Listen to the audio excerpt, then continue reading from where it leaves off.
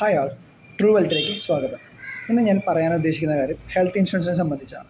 Health ഇൻഷുറൻസിൻ്റെ renewal അത് എല്ലാ കൊല്ലവും എടുത്ത ആളുകൾക്ക് എല്ലാ കൊല്ലവും ചെയ്യേണ്ടതാണ്. അപ്പോൾ റിന്യൂവൽ ആകുന്ന സമയത്ത് ഒരു 30 ദിവസം മുമ്പേ തുടങ്ങിയാണ് നിങ്ങൾക്ക് പല സ്ഥലത്തു നിന്നും കോളുകളും ഓഫറുകളും പല പോർട്ടിങ് ചെയ്യാനുള്ള പല പല സമ്മർദ്ദങ്ങളും വന്നു തുടങ്ങും.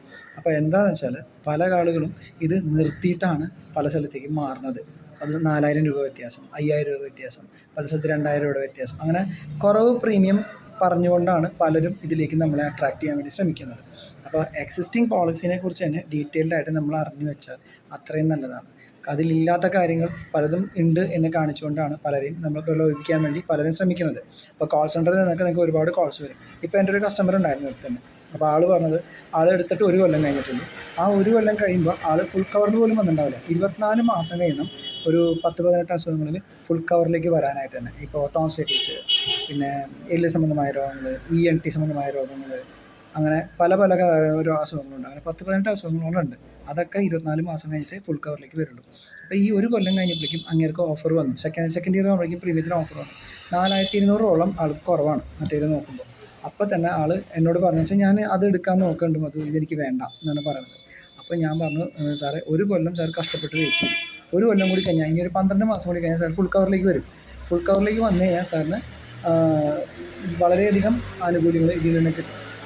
അവിടെ പോയി എടുക്കുകയാണെങ്കിൽ സാറിന് ഫുൾ കവർ കിട്ടില്ല. വീണ്ടും 2 കൊല്ലം നമ്മൾ വെയിറ്റ് ചെയ്യേണ്ടതായിട്ട് വരും. അത് നമ്മൾ ശരിക്കും അബദ്ധമാണ് കാണിക്കുന്നത്. അപ്പോൾ ഇതുപോലുള്ള അബദ്ധങ്ങൾ ഒരാൾക്കും പറ്റരുത്. അഥവാ മാറണമെങ്കിൽ തന്നെ ഡീറ്റെയിൽഡ് ആയിട്ട് എല്ലാ കാര്യങ്ങളും അന്വേഷിക്കണം. ഓൺലൈൻ ത്രൂ പോളിസി എടുത്തിട്ടുണ്ടെങ്കിൽ അതിൻ്റേതായ ഒരുപാട് പ്രശ്നങ്ങളുണ്ടാവും.